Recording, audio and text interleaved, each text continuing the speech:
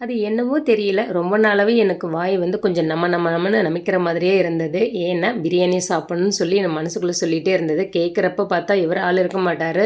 எனக்கு பிலால் ஹோட்டல் பிரியாணி ரொம்ப ரொம்ப பிடிக்குங்க. அவ்ளோ டேஸ்ட்டு சூப்பரா இருக்கும். சரி நம்மளே செஞ்சு சாப்பிட்றலாம் அப்படின்னு சொல்லி சூப்பரான ஒரு தம் பிரியாணி ரெடி பண்ணிட்டேன். என்னன்னா, அடிக்கடி பூஜை பண்ணுறதுனால வீட்ல செய்ய முடியாம போயிடும். வாரத்துல 1 நாள் தான் செஞ்சுட்ருப்பேன். இதில ஜீவா என்ன சொன்னான்னா, "அம்மா உனக்கு என்னம்மா நாங்க தானம்மா சாப்பிட்றோம். எங்களுக்கு மட்டும் செஞ்சு குடும்மா. நீ தான் பூஜை பண்ற, சாமி கும்பிட்றல்ல. அதனால அப்படியே விரதமா இரம்மா அப்படின்னு சொல்றாங்க. எப்படி இருக்கும் பாருங்க. இவங்களுக்கு மட்டும் விதவிதமா டேஸ்ட்டா நம்ம செஞ்சு குடுத்துடணும். ஆனா செஞ்சு குடுக்குறது என்னமோ நாம தான். ஆனா அவங்க மட்டும் சாப்பிட்டவங்க நம்ம பாட்டுன்னு பூஜை பண்ணிட்டே இருக்கணும் அப்படின்னு சொல்லி இவங்களுடைய மைண்ட் செட் எப்படி இருக்கு பாருங்க. உங்க வீட்ல இந்த மாரி பிள்ளைங்கலாம் சொல்லுவாங்களான்னு சொல்லி மறக்காம கமெண்ட் பண்ணுங்க.